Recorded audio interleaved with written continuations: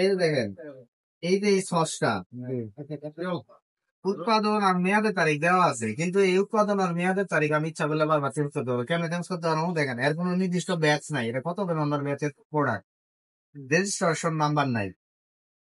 BSTI এর অনুমোদন আছে, তার মানে বুঝতে যাচ্ছে এটা পুরো ভুয়া একটা প্রোডাক্ট, কারণ ব্যাচ আর রেজিস্ট্রেশন নাম্বারই নাই। তাহলে বিএসটিআই এর অনুমোদন থাকে কেন? বিএসটিআই এর অনুমোদন দিতে হলে আমার প্রত্যেকটা প্রোডাক্টের ব্যাচ লাগবে, কারণ বিএসটিআই যদি বলে যে এই প্রোডাক্টটা আপনারা কবে বানাইছেন, ওনার রেজিস্টার খাতায় এই ব্যাচ লেখা আছে, ওখান সাথে মিলে এলে ব্যাচ নাম্বার মিলে এই মেয়াদ উত্তীর্ণ তারিখ, উৎপাদনের তারিখ সব বের হয়ে আসবে। দেখা যাচ্ছে যে রুহানি লেখছে, এরকম কোনো কোম্পানি আছে, কোম্পানি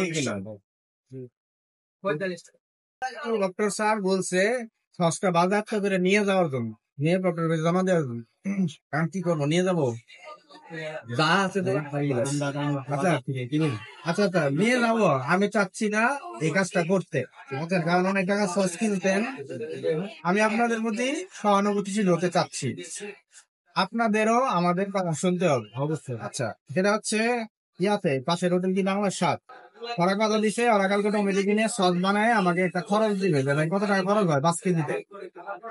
আপনারা কালকে থেকে সস বানাবে, 3 দিন বানাবেন, একটা সস 3 দিন পর্যন্ত চালাবেন, আবার নতুন করে 3 দিন পরে বানাবেন।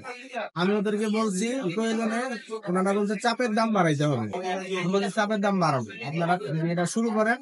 আমরা দাম 100 টাকা বিক্রি করেন না, আমরা এটা বিক্রি করবো, এটা আমরা বিবেচনা করবো। এবারটা ফেরত দেন, ফেরত দিয়ে অন্য মাল আনেন, তেল আনেন, আপনার ওই দোকান থেকে তেল আনেন। তাহলে কালকে আমরা কিন্তু এসে দেখবো আপনার সস খেয়ে দেবো, ভিনেগার টমেটো চিনি এগুলাই তো লাগবে সস বানাইতে, আমাদের থেকে আপনার আরো ভালো জানেন।